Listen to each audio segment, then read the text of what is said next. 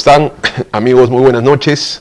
Gracias a quienes se encuentran conectados en este momento a través de la plataforma habitual y por supuesto gracias a la gentileza nuevamente de GEPUT. Bien, por esta generosidad en la decoración, está muy hermoso todo. En la presentación de mi gran amigo y abogado brillante Jefferson Moreno Nieves, que hoy nos va a tocar algunas ideas, algunas expresiones de lo que fue no solamente la realización de una obra de especial importancia, del título, que es por supuesto bastante llamativo, sino además algunas quizás anécdotas o peripecias que sorteó en la elaboración de todo texto, que por supuesto no es nada fácil. También tengo una obra y desarrollarla involucra muchísimo sacrificio, muchísimo esfuerzo, y este es por supuesto una invitación para que los abogados jóvenes, profesionales, igualmente produzcan académicamente y las líneas y los trabajos que se realicen finalmente queden para la prosperidad. Así que les agradezco muchísimo a todos los que se encuentran presentes en este momento. Vamos a tratar de compartir algunas ideas con mi invitado, con mi gran amigo Jefferson Moreno, a quien por supuesto le doy la bienvenida. ¿Cómo estás, hermano? ¿Qué tal, Jefferson? Gracias por la invitación, gracias a GEPUT por estas instalaciones y esta logística bastante generosa y bastante importante. Está muy bonito. Como estamos a cierta distancia con mi amigo Jefferson, vamos a retirarnos las mascarillas. Estamos a cierta distancia, vamos a tratar de no interactuar de manera directa, sino a través de las cámaras que se nos han proyectado. ¿Muy bien? Perfecto. Entonces, gracias nuevamente por la presencia, a todos los que se van conectando. Vamos a sortear, en principio, 3 libros. Vamos a tratar de convencer a Jefferson para que sean muchísimos más, o al menos algunos más. Bien, gracias Jefferson. ¿Qué tal? ¿Cómo estás? Bien, hermano. Trabajando en el litigio como siempre, sobreviviendo como todos, creo, pero ahí vamos, ¿no? Avanzando. Sí, la tarea es de día a día, la tarea es bastante titánica, pero esas experiencias de litigio, aun cuando sean fuertes y sean bastante exigentes, demanden mucho esfuerzo, mucho sacrificio, te generan este tipo de resultados, ¿no? Ese tipo de producciones. Así que te felicito, entiendo que es tu segunda obra, sé que la trilogía todavía continúa, ¿no es verdad? ¿Esta es la segunda obra de la trilogía que tú mencionaste en su momento? ¿O está fuera de la trilogía? Sí, este es, hermano, como quien dice, el bonus track, ¿no? Claro, esta me salió de la nada en realidad, porque yo tengo la idea, además ya plasmada en papel, ya casi hecha, de 3 libros en específico, pero con una motivación específica, que era un agradecimiento a aquellos profesionales que hicieron de mí un profesional de hoy, ¿no? Que han determinado en tu formación. A la fecha, por ahora. Y esa parte. Pero digamos que es un paréntesis para la continuación de la trilogía. Va una, van 2, faltarían 2 más, ¿verdad? Faltan 2 más, hermano. Ya estaremos acá también presentes. Pero está bien, me parece, a manera de introducción, expresar nuestra experiencia, aún pese a nuestra juventud. La juventud y la sabiduría y las canas tienen experiencias compartidas, quizás no muchas, pero me parece que es importante expresar esto en una obra que sirve a estudiantes, que sirve a fiscales, que sirve a jueces, y el privilegiado en general es la academia. Los jueces, por ejemplo, muchos jueces de ex magistrados del Tribunal Constitucional han publicado sus obras bajo el título Mis votos singulares o Mis decisiones, cuando ellos eran jueces ponentes. ¿No es así? Muchos jueces supremos también lo vienen haciendo, así que no somos jueces, pero de la misma forma en cómo ellos experimentan y desarrollan su experiencia expresada en sus sentencias, me parece que los litigantes también podemos contar nuestras experiencias a partir de los casos particulares, ¿no? ¿Te impulsó también de alguna forma esa idea para la elaboración de esta obra importante?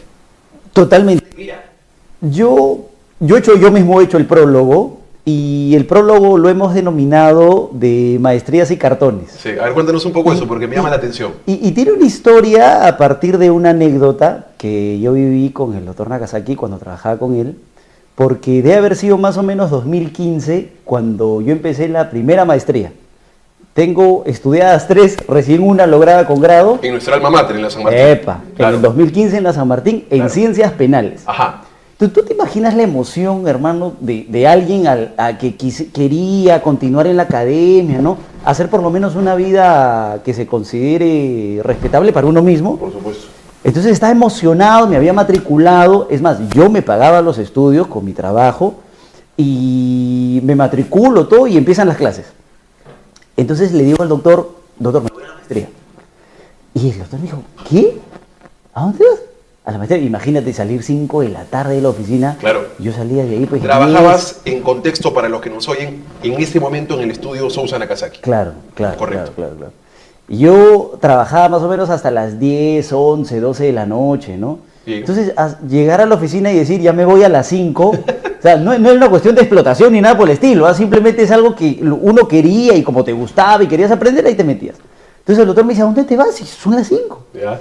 Me dice, no, lo que pasa, doctor, es que me he matriculado en la maestría. Ajá. ¿Maestría de qué? Me dice. No, de ciencias penales en la San Martín, mire que yo quiero. Me miró así, entonces ¿cómo te mira, doctor? Claro. Me taza, sí.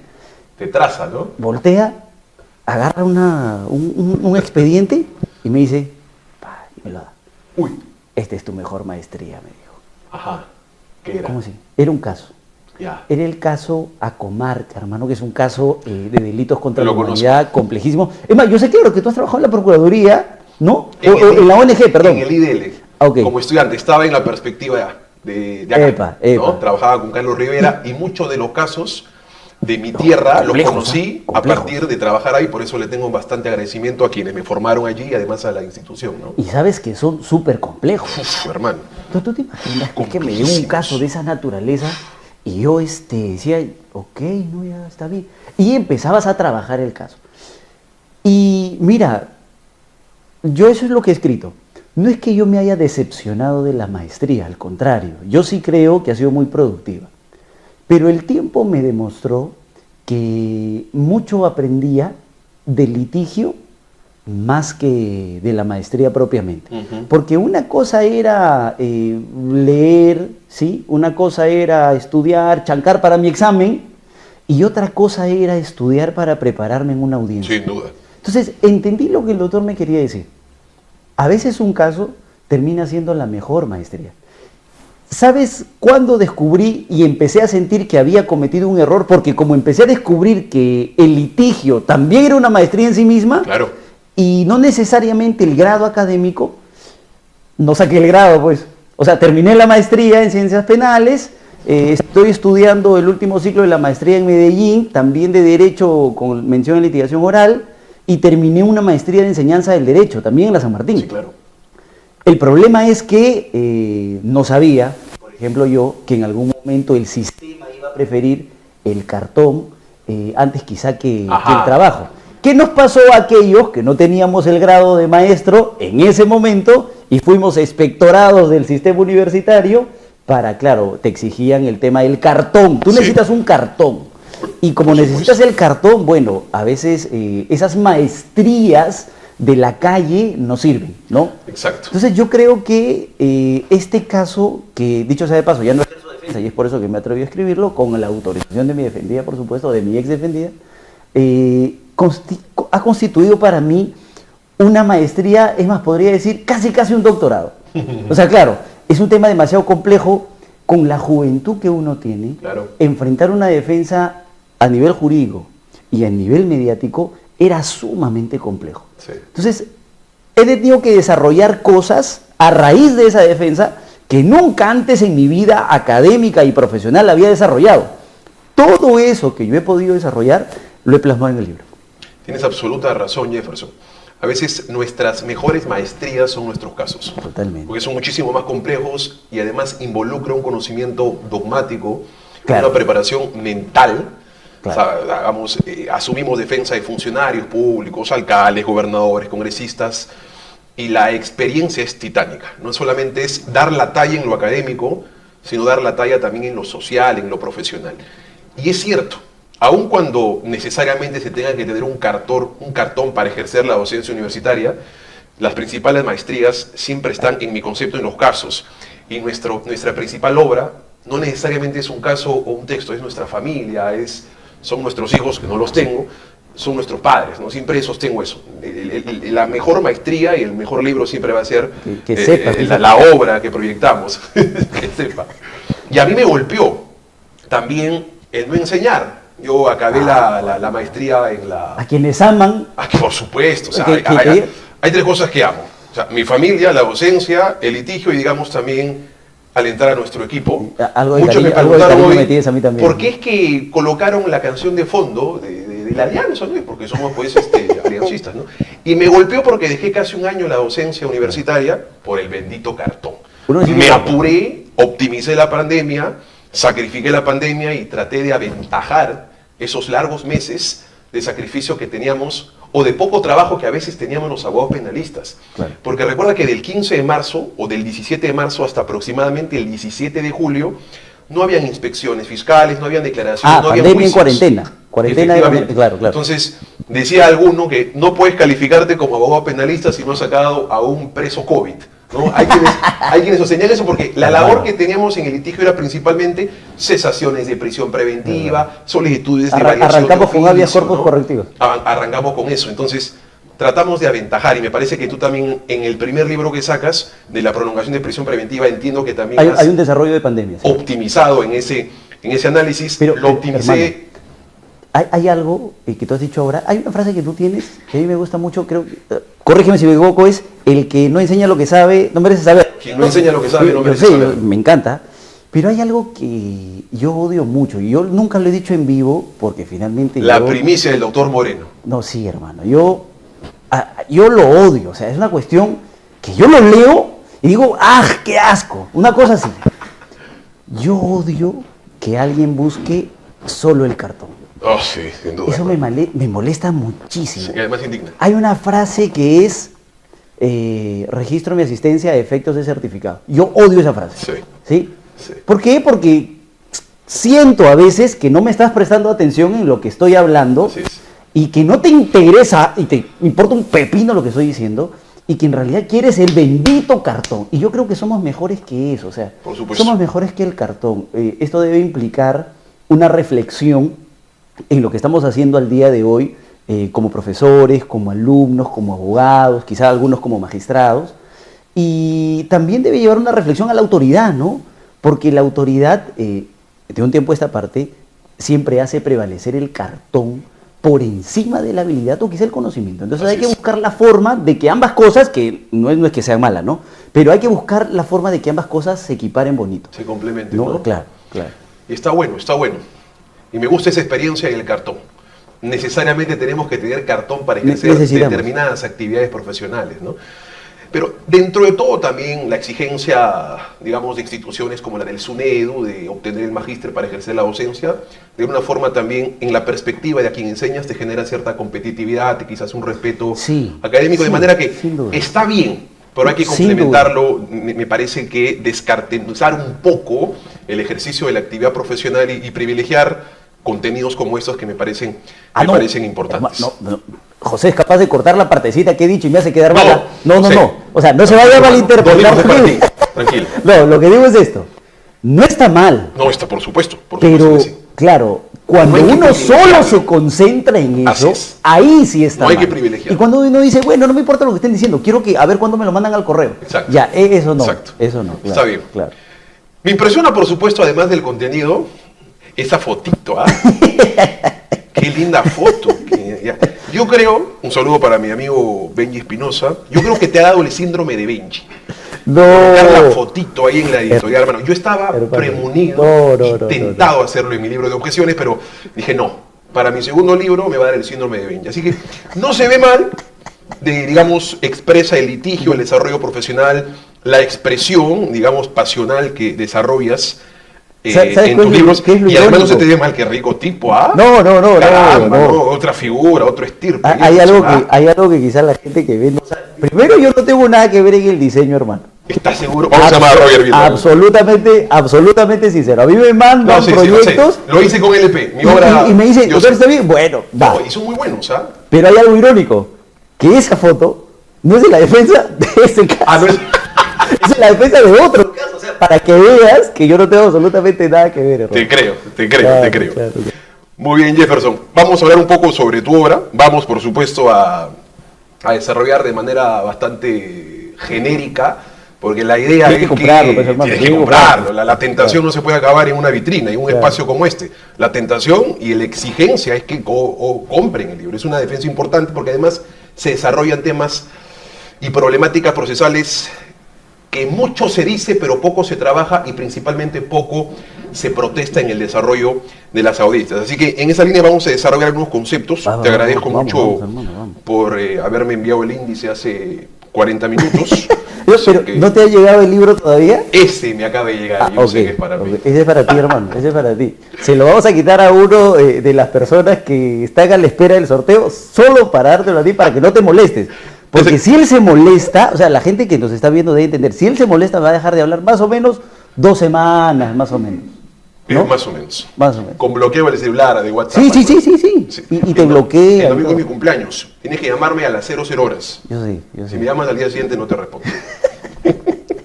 A ver, hablemos un poco sobre este capítulo 1 que me parece absolutamente importante.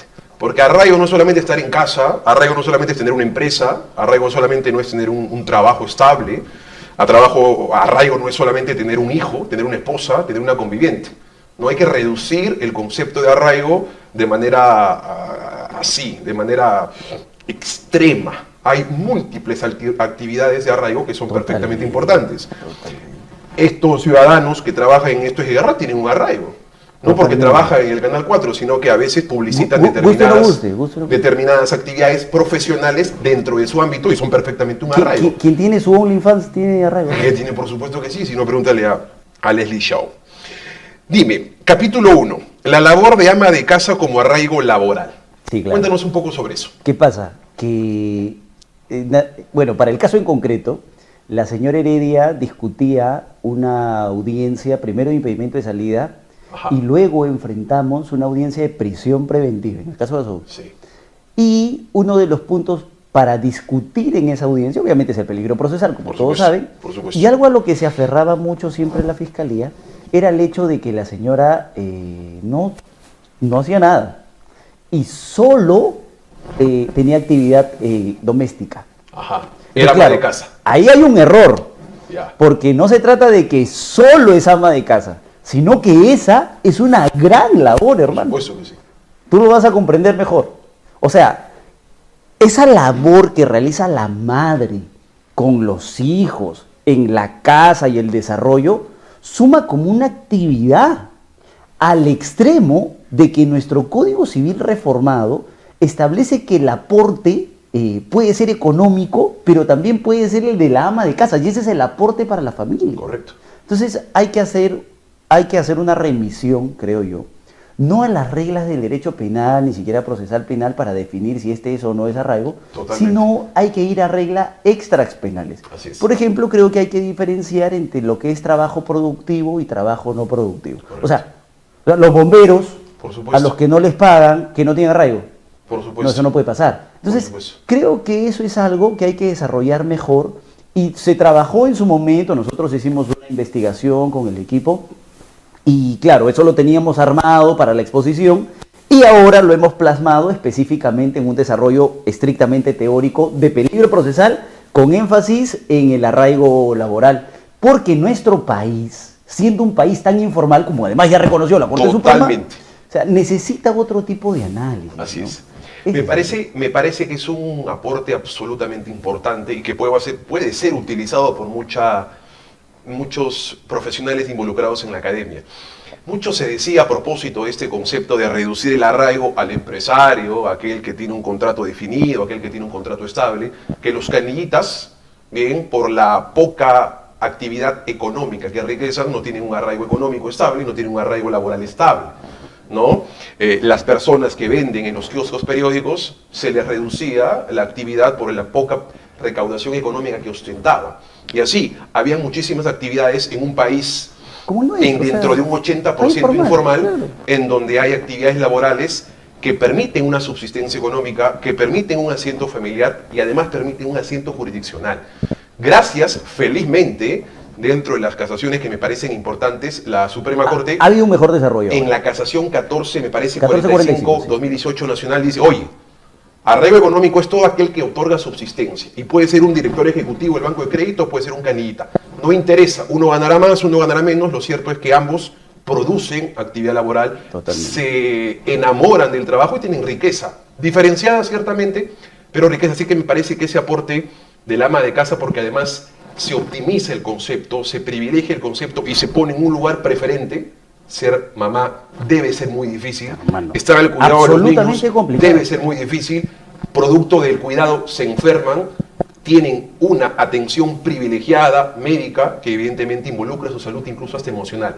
Así que reducir, digamos, y permíteme la palabra, ningunear determinados arraigos, me parece no solamente ilegal, sino además me parece discriminatorio. Totalmente. Eso de cierta forma ha motivado el desarrollo de ese capítulo, ¿no? Me parece extraordinario. Porque, es más, el título puede ser la labor de ama de casa como arraigo familiar, pero creo que abarca en realidad mucho más. Por supuesto. Abarca toda actividad en la cual uno dice, caramba, no tengo cómo sustentar mis ingresos, que no tengo arraigo.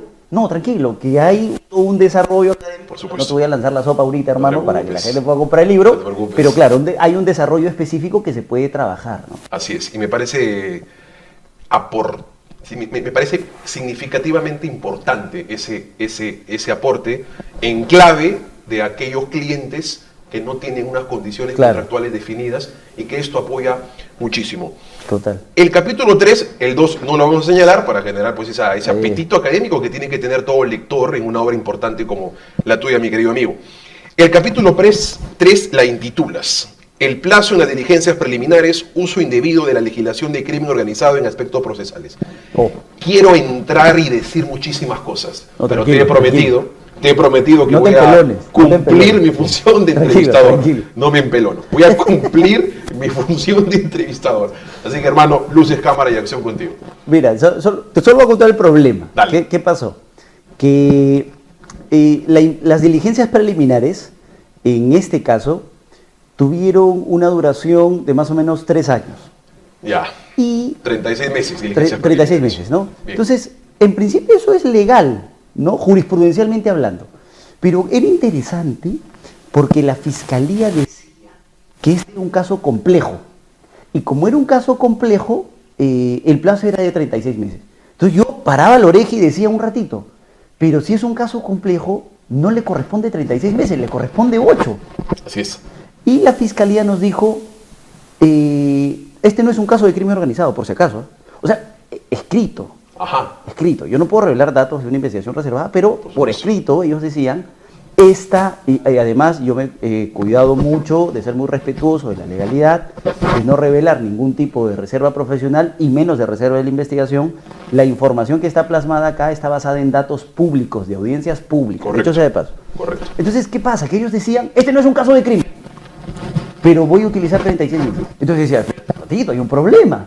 Y ellos nos dijeron que, pese a no ser un caso de crimen, aún así podían utilizar 36 meses. Entonces yo decía, pero esto es inconcebible. Olvídense de quién se trata. O sea, a cualquier ciudadano le pueden hacer eso. Y obviamente eso implicó todo un desarrollo del plazo a nivel de las diligencias preliminares y su evolución legislativa, porque finalmente nuestro plazo a nivel de preliminares no lo tenemos regulado en la ley. Así es. Lo tenemos regulado jurisprudencialmente. Correcto. Que es algo además que yo había estudiado mucho antes de asumir la defensa y me sorprendió demasiado que quieran hacer eso y eso motivó el desarrollo de ese capítulo. Es que son temas que pueden ser legales pero inconstitucionales. Pero además, más allá de la discusión si se reputa o no como inconstitucional, hay que atender a la figura, y lo desarrolla bastante bien, de la finalidad de las diligencias preliminares. Importantísimo. Yo siempre protesto con eso.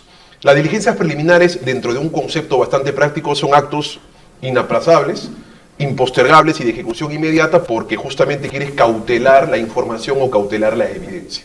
¿No es así? Pero no puede ser, pues, la declaración de un investigado, que en principio es una fuente de defensa y no fuente de prueba, una diligencia preliminar. Lo preliminar es lo urgente, lo inmediato. Y urgente e inmediato, en términos de tiempo, no puede ser 36 meses. Porque si es 36 meses, es que hay actos de investigación que puedes prescindirlos y no necesariamente utilizarlos dentro del marco de las diligencias preliminares. Te cuento, Jefferson, que yo estoy tentado a presentar en una fiscalía, en un caso bastante singular, una solicitud ante un juez de investigación preparatoria para hacer un control de la calificación del fiscal respecto del caso de crimen organizado. Yo sé que eso no está regulado. Hay un control de plazo, ciertamente, pero no respecto de la calificación. Yo sostengo que hay casos que merecen ser ciertamente complejos, pero no complejos en el marco del crimen organizado. Y es que ese es un tema importante derivado de ese desarrollo, porque mira, tú puedes decir 120 días, y el caso, bueno, es lo que corresponde a un caso simple. Sin duda. Y luego puedes decir, el tiempo, mejor complejo. Ajá. Pero espérate, ahí viene la motivación del por qué es complejo, así ¿no? Es. Tú no puedes agarrarte los 8 meses de a gratis. Correcto. Y exactamente lo mismo sucede con lo que estás diciendo, porque si tú me vas a decir, no, los 8 meses no, se me acabaron, 36 meses, ¿por qué es de crimen? Entonces tienes que decir, así es, porque el caso es de crimen. Así es. Si tú no tienes esa motivación de la disposición fiscal que adecúe el caso, entonces tenemos un gran problema que hay que debatir. Correcto. Eso motiva.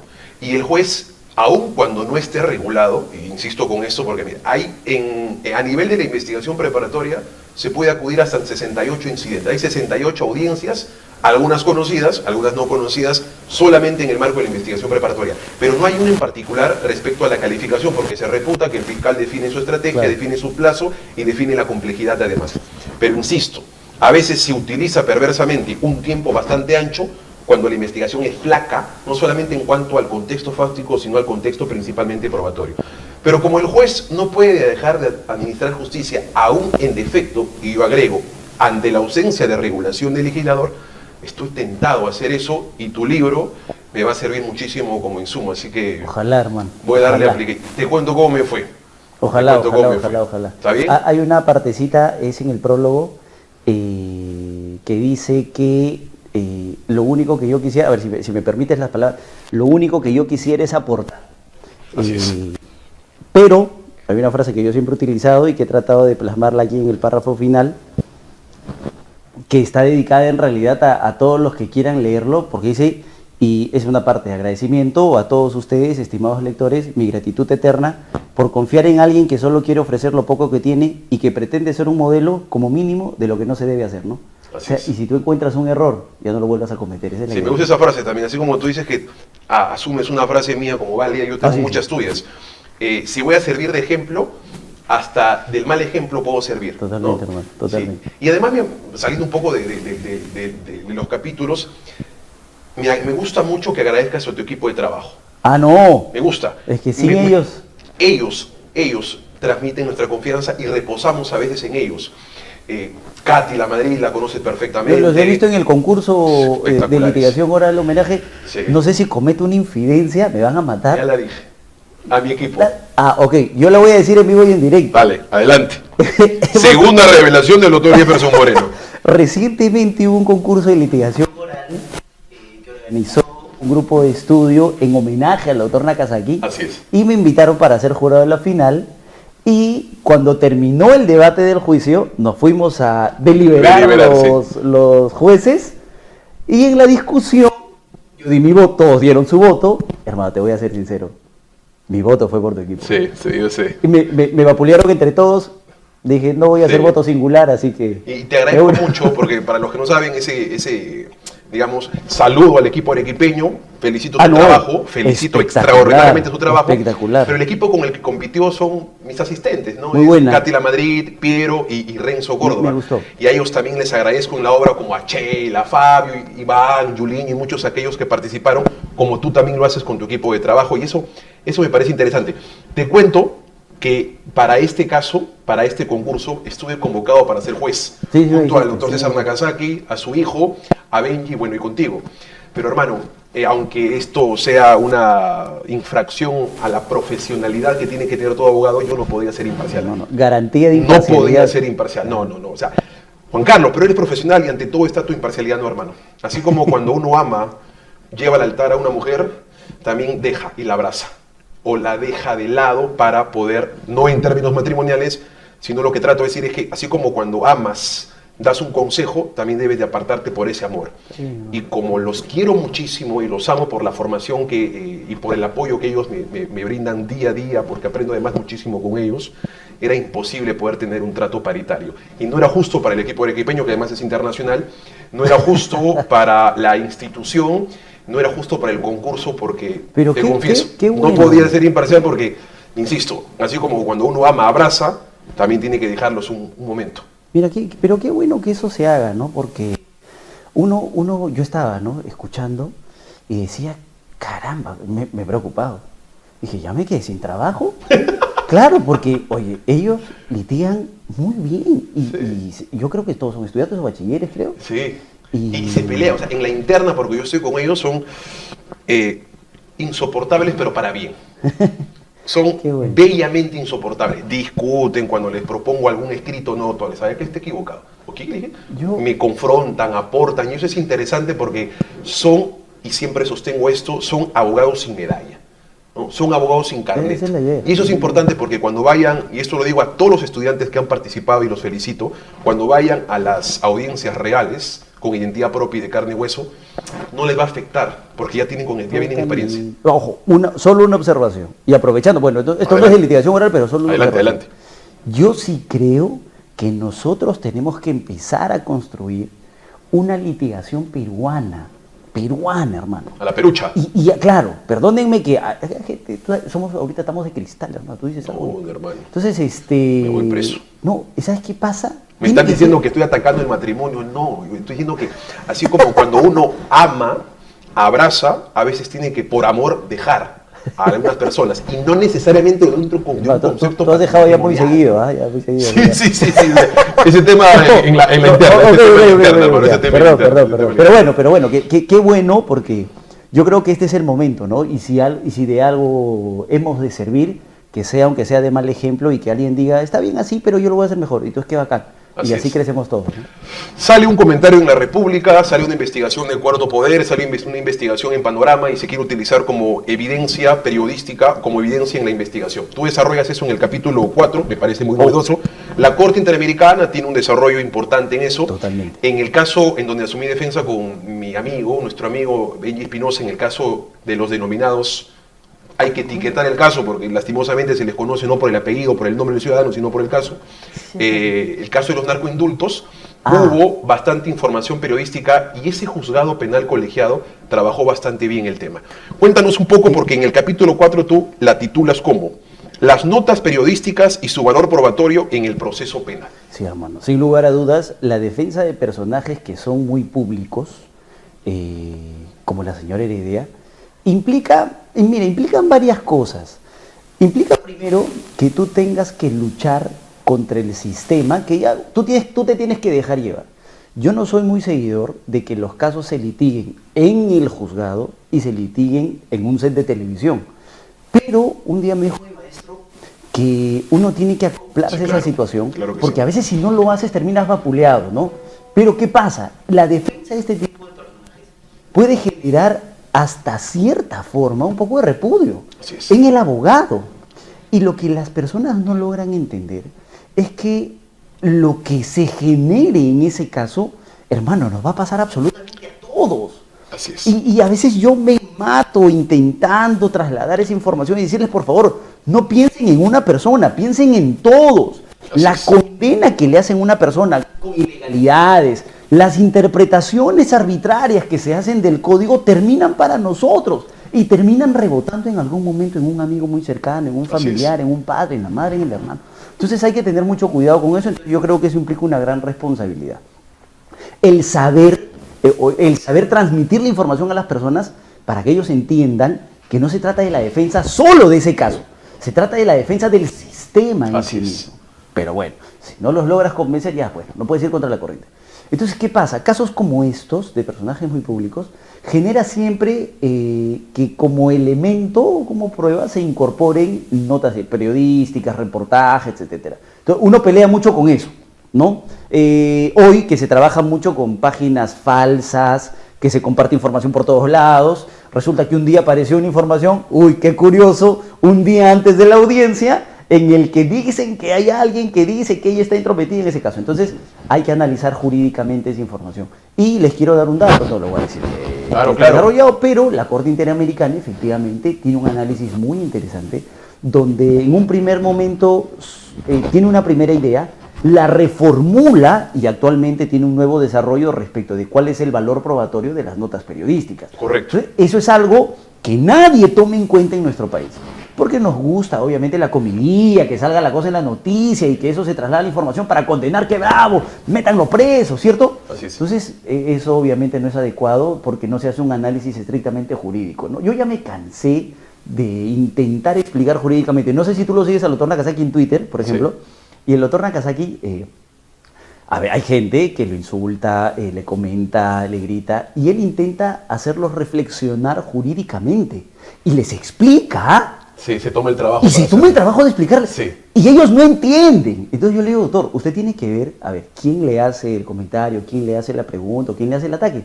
Porque puede ser que no lo entienda. Correcto. Entonces yo de verdad ya me cansé públicamente de intentar hacerlo, así que voy a tratar de hacerlo a través de obras. Está buenísimo. Yo quiero iniciar una vida que sea académicamente, a nivel escrito y a nivel de litigio respetable para mí mismo, y creo que esas ideas ya las voy a defender, pero por escrito. Me parece bien porque los derechos humanos no tienen rostro. Es que eso hay que entender. No tienen rostro y hay que entenderlo. Funcionario público, ama de casa, gobernador regional o nuestro vecino al lado. No tiene ningún rostro, ninguna diferencia. Esto es de hace años, ¿eh? Me marcó de por vida. Yo enfrenté una audiencia con, no puedo decir el nombre claro, con un magistrado, y el magistrado decía, no, que no, y nos terminó condenando y todo, ¿no? Fuimos a sala, peleamos, y tiempo después el magistrado me busca a mí para yo poder defenderlo. Eso es hermoso. No, pero ¿sabes qué pasa? Que yo le digo, sí, claro, doctor, encantado, pero él me dice, pero Jefferson, fíjate acá que hay un problema de imputación, y yo recordaba que, claro, en el proceso que habíamos tenido, eso no se había respetado, pero absolutamente nada. Entonces yo no me podía aguantar, hermano, y le dije, ahora sí. Ahora, cuando estás en el lado. Claro, cuando te toca a ti, claro, cuando te rocias, te agarra fibras, no, ahora sí el análisis tiene que ser de legalidad. Por eso es que me interesa un pepino si es Cerrón, es Castillo, es Keiko, no me importa. Lo que le debe importar a las personas es cuál es el análisis de fondo. El problema es que nadie lee las resoluciones. Así es. Uno lee el titular y no lee el contenido. Es que, y lo digo con absoluta modestia, ejercemos docencia. Y la docencia tiene que ser no intuitiva, tiene que ser reflexiva. Y ahí donde hay dosis de pasión, tenemos que incorporar dosis o pastillas de razón. Y ese ejercicio reflexivo que hace el doctor Nakazaki, el doctor César Azabache, también en algunas defensas que él tiene, porque también lo sigo, me parece que son absolutamente importantes, pero entenderás que muchas veces hay personas llenas de odio, de encono, justamente eso, de pasión, en donde de razón tienen poco y alborota en el hígado la razón. Definitivamente tienes que, digamos, seleccionar quizás algunas confrontaciones, algunas ideas. Pero es particularmente interesante eso. Yo recuerdo también, digamos, por razones profesionales, no la voy a revelar, aunque nuevamente es un caso que he asumido. No. Una periodista cuando me entrevistó me dijo, le saludé, fueron 3 los que me entrevistaron, saludé a uno, no, fueron 2, saludé a uno, me despedí, saludé a la otra y me dijo, a mí no me toques, espero que te vaya mal en la profesión. Yo le dije, muchísimas gracias, es un galón que usted me diga eso. ¿Bien? Porque las críticas son galones académicos. 2 años después, tuvo una querella. Adivina quién convocó. Suele pasar, y hermano, eso me pasa, yo sé que a ti te pasa, pero a mí me pasa constantemente. Fiscales, jueces, sí, te tocan la puerta, sí, me dice, oye, en esa perspectiva, y de verdad, es gratificante que dentro, digamos, del mar de abogados, yo sí. Obviamente te preferencien, te seleccionen, te elijan, pese a la juventud. Eso es gratificante. Fiscales, procuradores, bueno, jueces, en definitiva. Es gratificante, pero siempre es bueno mirar la migaja en el ojo ajeno, ¿no? Digamos, para criticar al resto hay que limpiar un poquito la vida propia, ¿no? Por eso uno tiene, creo que, como ciudadano, primero, ser un poquito más reflexivo, sobre todo en estos tiempos, ¿no? Uno ve una noticia, no se debe dejar llevar por el titular, debe analizar el contenido, debe hacerse una idea propia, ¿no? Y creo que eso es lo que nos está faltando como sociedad para ver si nos hermanamos un poquito más. Por eso es que creo que el capítulo, jurídicamente hablando ya, tiene una relevancia, porque las notas periodísticas son vitales. Por supuesto. Y hay que asignarle un valor de información primaria, por supuesto. Así como, imagínense, ustedes analizan una declaración. Lo primero que van a hacer es sacar su acuerdo plenario de 2005 y van a decir persistencia en ignoración, verosimilitud, ausencia de integridad subjetiva. Entonces, lo mismo debe suceder cuando uno analiza una nota periodística. Así es. Ese es el desarrollo. Así es. Y me parece interesante eso. Como tan interesante a veces es mecharse con los medios de comunicación. Porque yo tengo este concepto. El medio de comunicación educa, ¿no? No deseduca. Educa, transmite información, al menos información veraz, información corroborada. De la misma forma en cómo el fiscal se tiene que desvincular de su colaborador eficaz, que es un capítulo que también desarrollas, y adoptar criterios de calificación o de corroboración secundaria, desprenderse de la fuente primaria, el periodista tiene que hacer exactamente lo mismo, desprenderse de su fuente primaria y hacer y asumir cotejos de veracidad para transmitir una información educada. Y cuando esa información no es educada, se maleduca a la población. Y cuando el ciudadano de a pie construye su concepto, prejuicio, el juicio de otro, no el juicio propio, sobre la base de un titular de prensa llamativamente condenable, o sobre la base de una información que ve en Twitter, en prensa, o en Instagram, o en Facebook, evidentemente el concepto en cadena está equivocado. Por eso es que a veces un amigo y maestro, juez superior, me dijo: Juan Carlos, en este caso en particular tienes que salir a los medios de comunicación para explicarle al sistema nacional, al sistema ciudadano, él lo califica así, por qué es que el sistema de justicia decidió de esa forma. Claro. Tienes que dejar de ser abogado de tu cliente y ser abogado de la resolución. Eso es lo que te digo, explica. Y a veces es bueno porque ese combate, ese enfrentamiento, más allá de lo jurídico, a veces se gana en las tribunas de batalla. Más allá de que te crea o no te crean, basta que uno entienda y deje el prejuicio. Me parece que es importante. Hoy en la mañana, Jefferson, retorné a la docencia de nuestra alma mater. Yo siempre, como primero, digamos, además de las actividades académicas, entrego trabajos en películas y series jurídicas, porque el derecho se aprende no solamente en la docencia, sino a través de las series. Y les hago ver algo que es un clásico para mí: 12 hombres en pugna. 12 hombres en pugna es si se quiere, es una película que tiene que necesariamente ver todo juez. Necesariamente ver todo juez, porque no se puede condenar a primera impresión, no se puede condenar sobre un título, no se puede condenar sin haber habido un agotamiento o esfuerzo probatorio para demostrar, más allá de toda duda razonable, que efectivamente es así. Y me dio muchísimo gusto hoy, mañana lo voy a tener también con el otro grupo, que me digan: doctor, he conversado con mis amigas, doctor, antes yo creía que una persona que vestía de esa forma yo lo criminalizaba, doctor, esta película me enseña a formarme un juicio, no un prejuicio. Y la verdad estuve al borde de las lágrimas, hermano, porque de a poquitos, digamos, se desarrolla esta explicación. Te mandan saludos desde diferentes partes del país. Un saludo para Aquiles Leonidas Paredes, para Clever Pantoja, muchísimas gracias. Andrea Pérez, para Karina Flores Vilca, todos aquellos que comparten, solo los que comparten la transmisión van a tener, por supuesto, la posibilidad de poder obtener los libros que a continuación en unos momentos vamos a desarrollar. Gracias a todos los que se vienen conectando de tu tierra, Ancash, ¿verdad? La Suiza peruana, la muy generosa ciudad de Huaraz. Ajá, permíteme dar el cherry a mi región, Ayacucho, donde nace el Perú. Un poquito de cherry. Uno siempre, tú sabes, por favor, uno que ama su tierra siempre hace cherry. Regionalista. Hermano, para finalizar el análisis, porque quiero que el lector observe y analice sesudamente el libro. Los testigos protegidos y la posibilidad de ser reexaminados. Cuéntame un poco sobre eso. Si hay un capítulo que me enorgullece, es ese, ¿verdad? Si tuviera que escoger uno, es ese. Mira, velozmente revisado y hay una pluma fina en ese capítulo. No significa que en otras no la haya, pero ha habido un esfuerzo mayor, digamos, por la problemática que genera y por la poca comprensión y el mal uso de los testigos protegidos. Te voy a contar algo. Te voy a contar varias cositas que tú... Lánzame. En un juicio, la fiscalía usa 2 colaboradores eficaces y un testigo protegido. Y presenta un escrito, uno de los colaboradores. Ya. Y dice, yo soy el colaborador tal, quiero revelar mi identidad, en realidad yo no estoy en este proceso, estoy en otro. Pero quiero decirles que el fiscal al mismo tiempo me ha hecho firmar una declaración como testigo protegido. Obviamente ni lo dejaron declarar, pero tenías el documento. Ajá. Otra. Aún estamos en un juicio, es un juicio de Trujillo, si alguien está en Trujillo debe conocerlo. Está en pleno juicio y el testigo protegido revela su identidad, se quita la máscara en pleno juicio. Ajá. Y resulta que era uno de los acusados. Uy. Un día sale uno en España, a la prefectura, y me dice: doctor, ya bueno, felizmente salí, ¿no? Pero me han hecho firmar, he firmado como 2 veces por testigo protegido y uno como el colaborador. Entonces, claro, ¿qué pasa? Yo no digo que esta sea la regla ni nada por el estilo, pero son cosas que yo he vivido personalmente, ¿no? Y tengo los registros, dicho sea de paso. O sea, no los hago públicos por una cuestión de respeto, no me parece adecuado.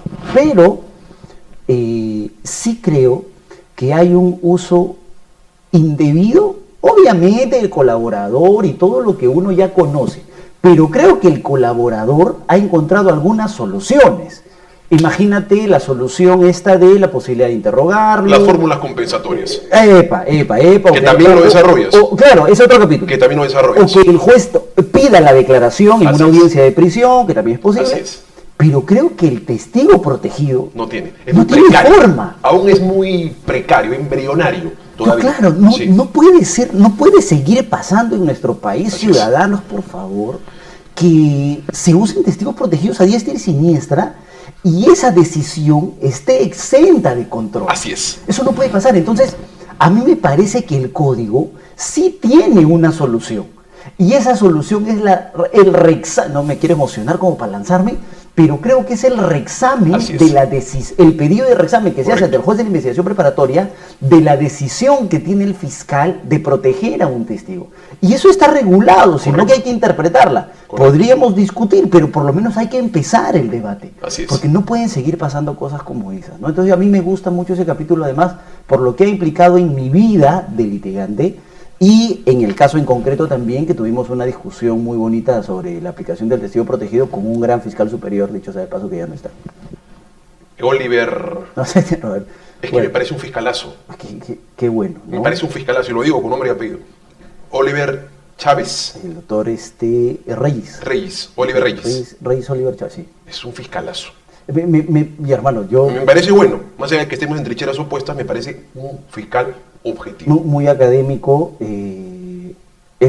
te hace un debate espectacular. Sí. Creo que cuando tiene que darte la razón te la da, pese a que no esté de acuerdo con el fondo. Además, dogmáticamente es muy estructurado. Y rara vez tú encuentras a alguien que se prepara tan bien en hechos para la audiencia, y me parece que es un gran nivel, ¿no? Así que eso siempre es rescatable. Sí, y fíjate, hay figuras que están, pero son académicamente tan embrionarias, pero que están a nuestros ojos. Hoy tuve una audiencia de apelación de prórroga de investigación preparatoria. Digamos, el juez de investigación declaró improcedente el requerimiento de prórroga. Es una historia bastante interesante que será motivo de otro análisis. Y lo cierto es que la Sala Penal de Apelaciones emitió un auto admitiendo la apelación porque se satisfacían los requisitos que debe contener toda apelación, pero no lo era, hermano. Bien, planteaban como pretensión principal la revocatoria, sin embargo el desarrollo era de una pretensión nulificante, hay una incongruencia recursal allí, ¿de acuerdo? Y digamos, los agravios... yo siempre he discutido que si es alternativa, va, pero bueno, ya acá nosotros... Los agravios eran de disconformidad, de encono, hasta me echaron la culpa por haber generado, digamos, ciertas incidencias, ¿no? Y yo le pedí, porque en buena cuenta fue un pedido encubierto, un reexamen del concesorio de la apelación. El primer examen que tiene es cuando la sala concede plazo de los 5 días para que puedan pronunciarse respecto del fondo, respecto a si es que prospera o no, en concepto de admisibilidad, la apelación. Y yo pedí un reexamen del concesorio y solicité que se declare nulo el concesorio justamente por esta infracción recursal. ¿Por qué hago esta analogía? En nuestra legislación, en nuestro Estatuto Procesal Penal, me parece que el 250 o 255 numeral 2 permiten que los testigos protegidos y los colaboradores eficaces puedan ser sujetos a control en una audiencia de juicio. Bien, lo permite. Claro. Bien, se puede levantar la medida de protección. Ahí no hay discusión. Ahí no hay discusión. El tema es en investigación. Así es. Por eso quería centrarlo ahí. Sí. Porque, a ver, yo sostengo esto. Si los certificados médicos legales son determinantes para condenar o absolver por un delito de violación sexual, mayor rigurosidad en la valoración probatoria del juez. Mutatis mutandis, en igual sentido, si es que los testigos protegidos o los colaboradores eficaces van a motivar prisiones preventivas o sentencias, mayor control y mayor rigurosidad, no solamente al contenido probatorio o de producción probatoria del testigo y el colaborador, sino al control de calificación de las medidas de protección.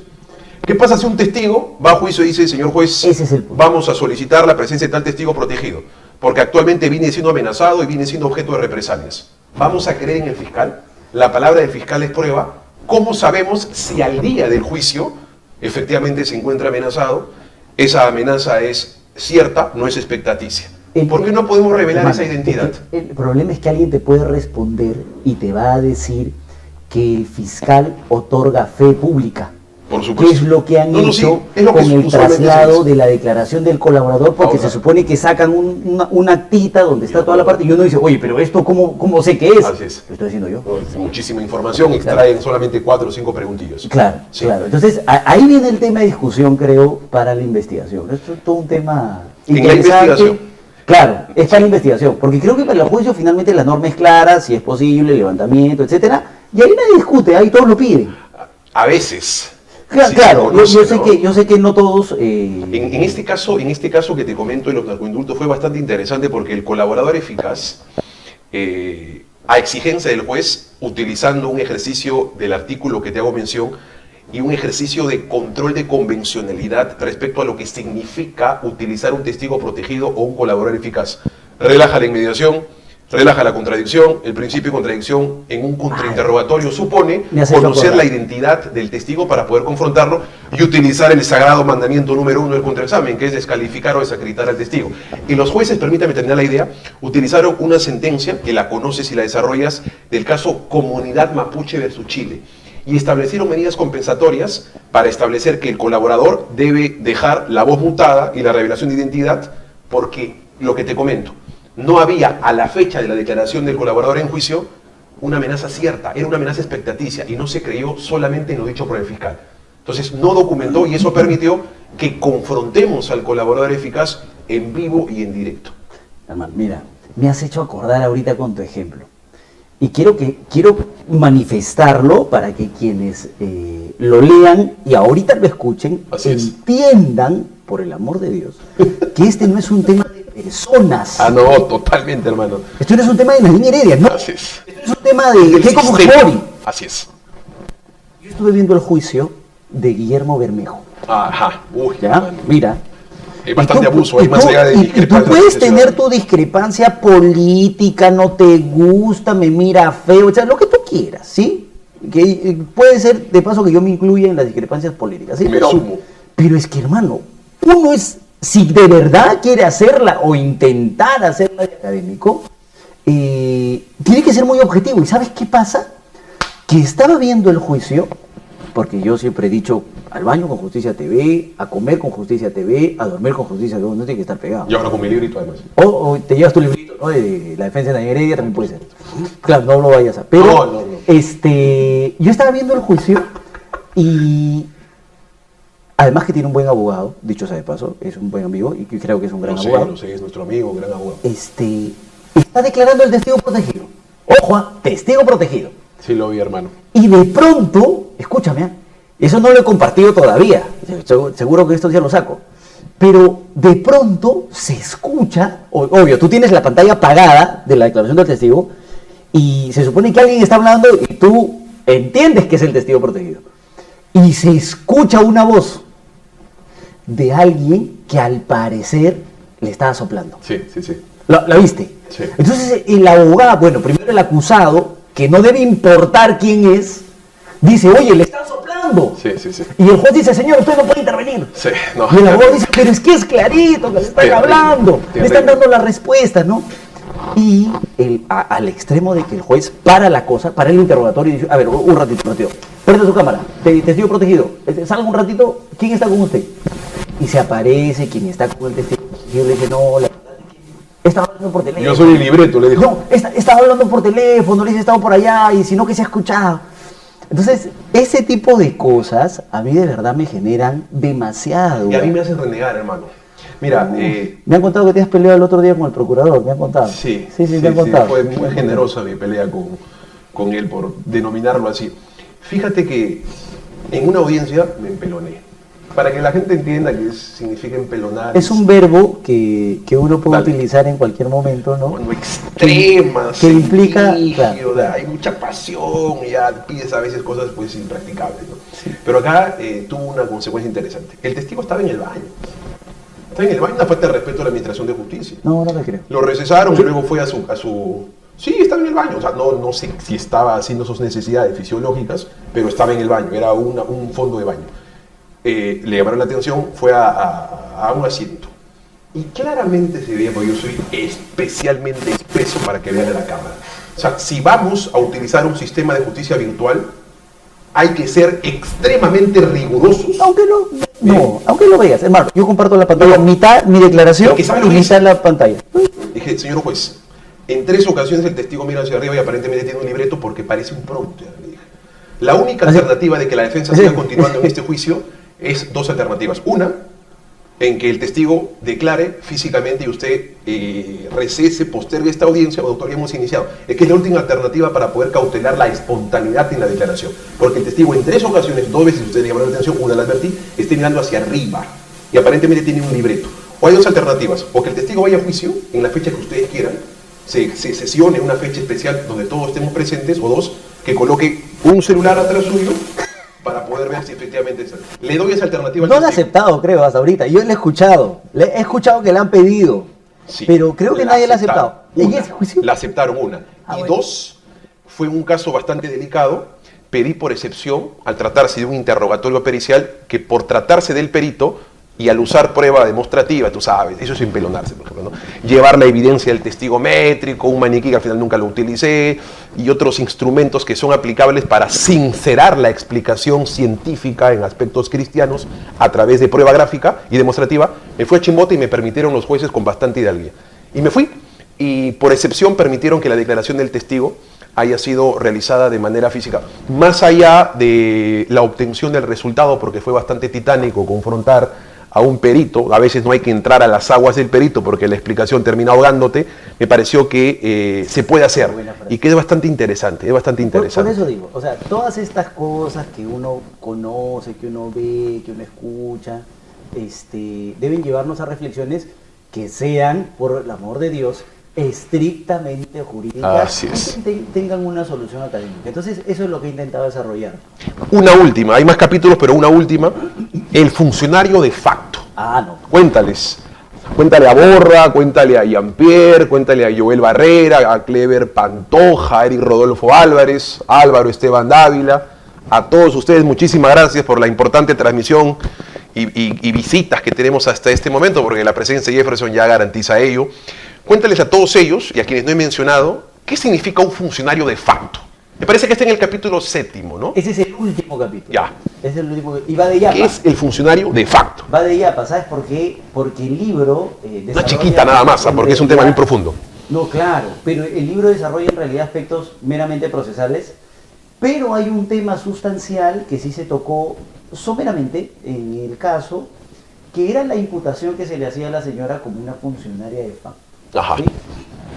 Es decir, alguien que participaba de la administración pública, si tú lo quieres expresar en términos coloquiales, alguien que participaba de la administración pública sin ser jurídicamente hablando. Entonces, por ser primera dama, por ser la esposa del presidente. Y la acompañaba en algunas reuniones protocolares, claro, podría participar en algunas sesiones, claro, digamos, para contextualizar un poco la explicación. ¿No? Entonces, así es. Siempre se sostenía que por ese solo hecho, ella era funcionaria de facto, o sea, ejercía poder en la realidad, más allá del papel. Entonces, ¿cuál es el problema? Que el análisis no es tan profano. O sea, el término funcionario de facto no es un análisis que tú dices, no, en realidad Juan Carlos es dueño de Jeput en la realidad. ¿No? ¿Sí? No, José, pantalla nomás.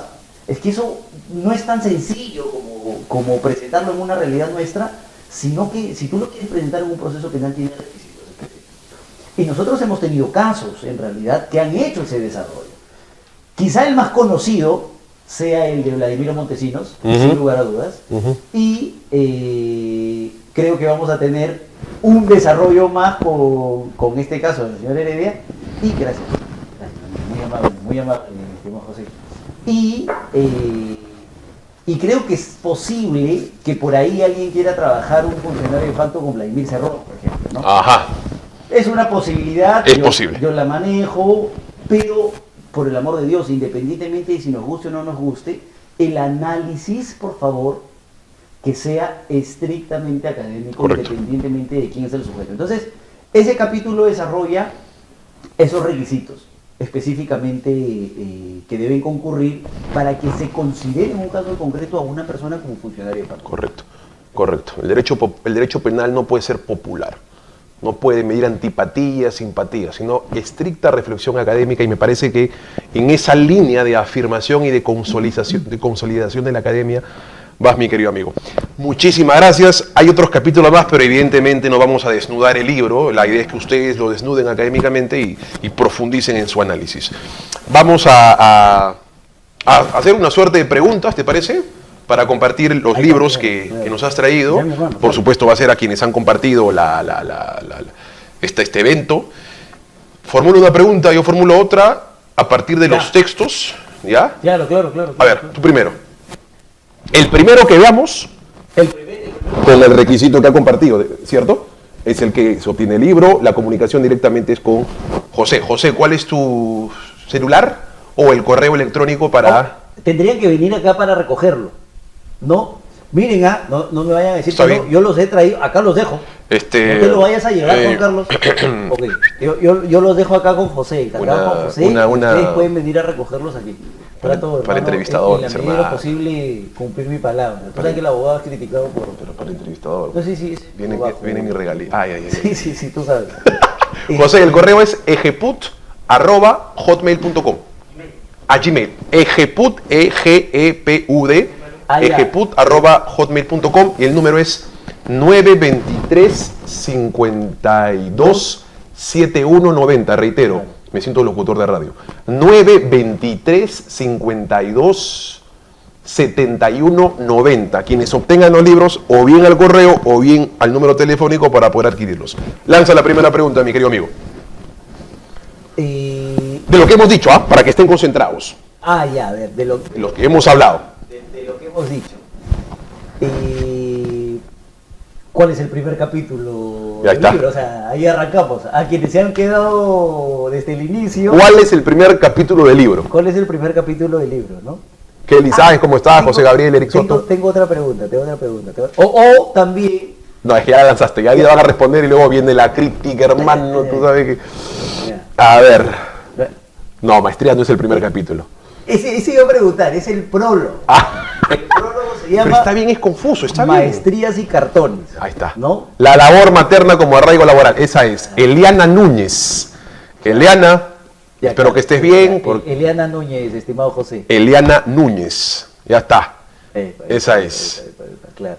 Muy bien, vamos a esperar que la gente siga comentando. Es que esto es muy difícil. Hilary, que trabaja conmigo, acaba de comentar. Hilary, pero tú tienes tu texto, no seas palomía. Tú tienes tu texto y trabajas con el doctor Jefferson. Espero que esté mejor, Hilary. Te mando un fuerte abrazo. Rose Pozo, saludos también para ti, Hilary. Saludos a mi padre que me está viendo desde Ayacucho. Te manda saludos también. Don Bigote. Te manda saludos. ¿Quieres su libro?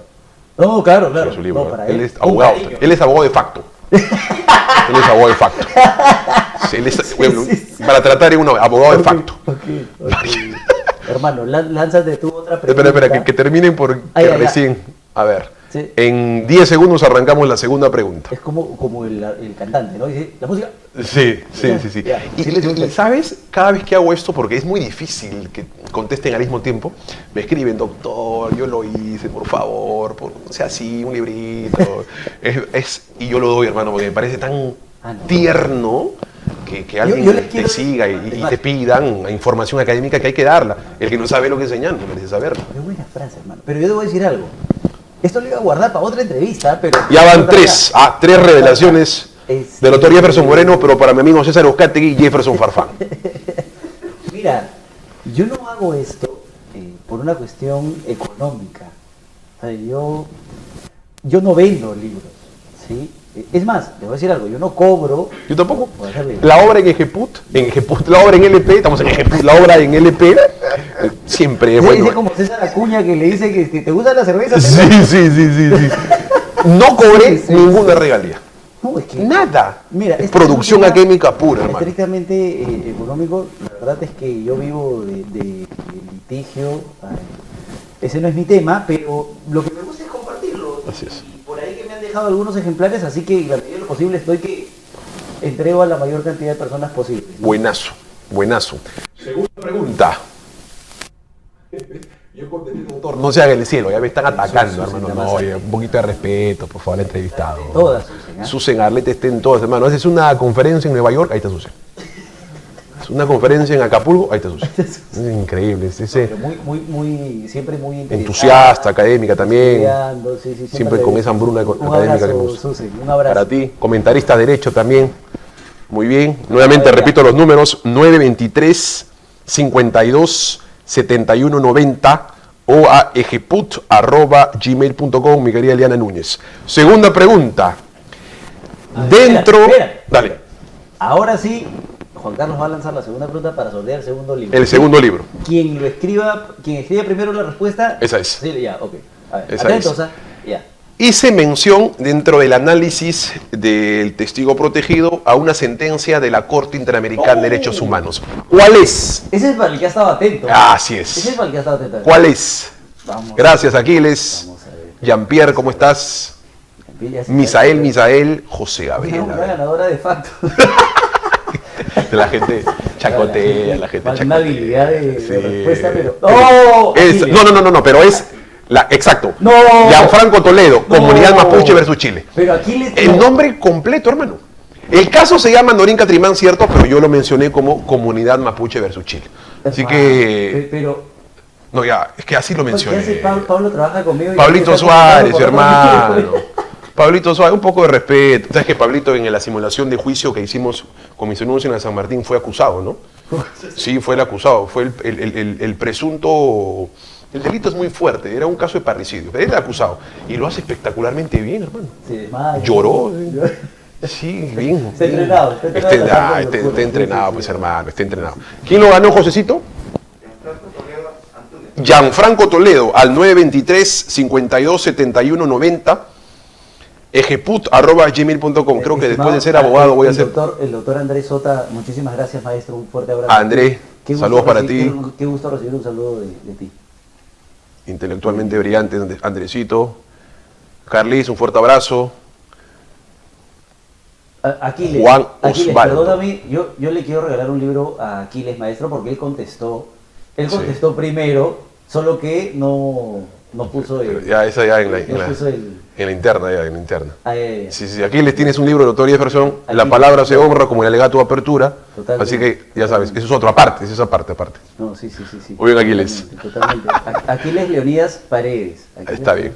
Winnie González, mi querida Winnie, ¿cómo estás? En Lima o en Ica, no sé dónde estés, pero igual te mando un saludo. Jefferson, siguiente pregunta, para el tercer libro.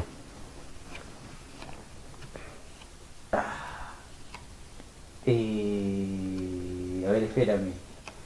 Ya.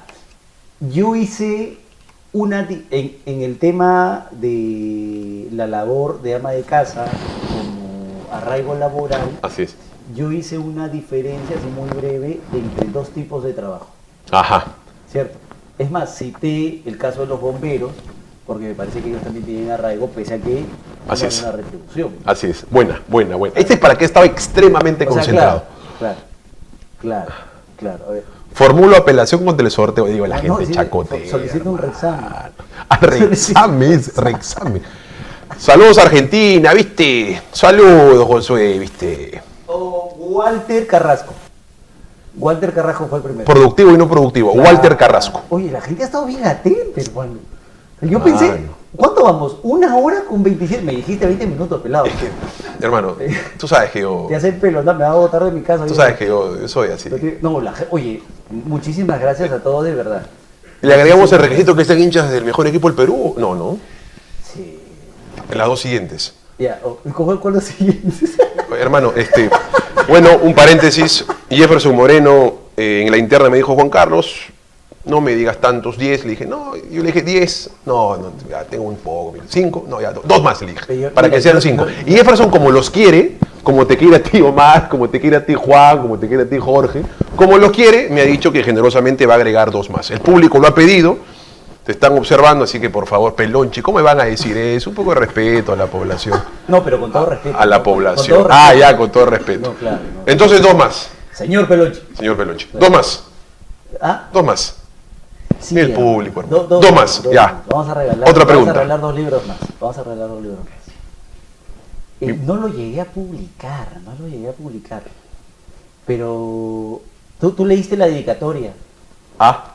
Sí leíste la dedicatoria del libro. A Santiago.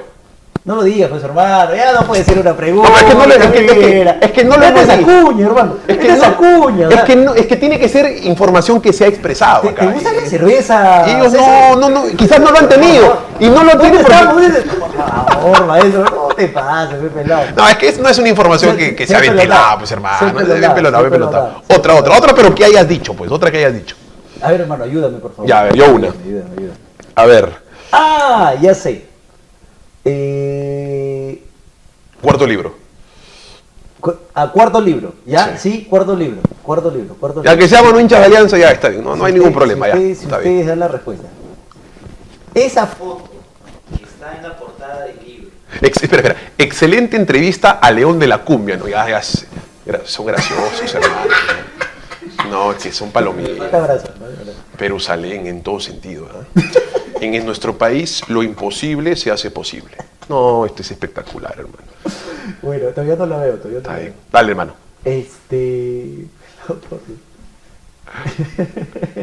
A ver si es que ahora Aquiles hace rato está preguntando, quiere que le recomiendes libros. Ya. Ahorita el doctor Portugal va a hacer la recomendación. Pero la pregunta es, esa foto que está en el libro, en la portada del libro, ¿es o no es de la defensa de ese caso? Es el para el que ha estado atento. ¡Pichanga! Es el para el que ha estado atento. ¿No? ¿Quién? No dijo nadie. Espera. No es de nadie. Guerrero César. Guerrero G. César. Guerrero G. César. Guerrero G. Y encima es un usuario que comparte, o sea. Así está bien. Guerrero G. Así es. La gente, hermano, está pero... Guerrero G. Guerrero G. César, más abajo. Epa, saludos a G, todos César. y todas los que están compartiendo. La verdad es muy bonito ver tantas personas, tantos usuarios acá. 1 hora y media nos han escuchado. Sí, hermano. Disculpen. Están locos, favor, igual que nosotros. Que hagamos esto a estas horas. Guerrero G. César. Aquiles, el libro de Jefferson. Te ofrezco modestamente mi obra de la objeción como mecanismo de litigio en juicio oral. El libro de mi amigo Benji, el maestro que en paz descanse de grandes generaciones. 57 objeciones. Sí. Hay una última para la segunda edición. Muchísimas gracias. Está muy bueno. El libro del maestro Felipe Villavicencio, maestro de grandes generaciones, es un libro que tienes obligatoriamente que es un pecado académico no hacerlo. Que mi compadre Benji Espinosa. También, sí lo mencioné. Porque es que yo siempre le hago cherry a Benji. Sí. Ahora Es que si no nos bloquea, hermano. Sí, tú sabes que yo en su penúltimo, en el cumpleaños del año 2020, lo saludé casi a las 9 de la noche. Oh, no. Sí. ¿Qué crees que pasó? No te he contestado. 3 semanas bloqueado, hermano. 3 semanas. Uno más, listo. Listo, el quinto. A ver, hermano. Tú eres hermano, tú eres el dueño de la... Permíteme. Tú eres más creativo que yo, tú te pelonas. Tú eres mi entrevistado, tú eres mi engreído académicamente hoy día. Y ya sé. Cuando conversábamos un poquito, lo que pasa es que no hemos entrado al fondo, pues, hermano, no hemos entrado mucho al fondo.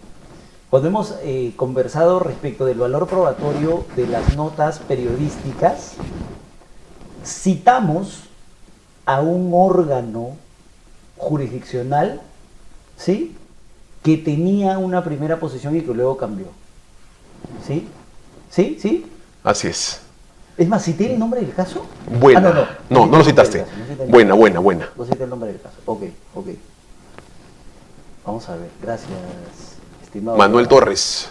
Manuel Torres va ganando como 3, creo. Sí, Manuel, ya, pues deja cancha para el resto, ¿no? Todos quieren estar en el cine. Sí, efectivamente. Bueno, Manuel Torres contestó primero. No, pero esta es la primera que gana Manuel, ¿no? Sí. Manuel Torres, Corte Interamericana de Derechos Humanos. Muy bien. Claro. Muy bien, Manuel.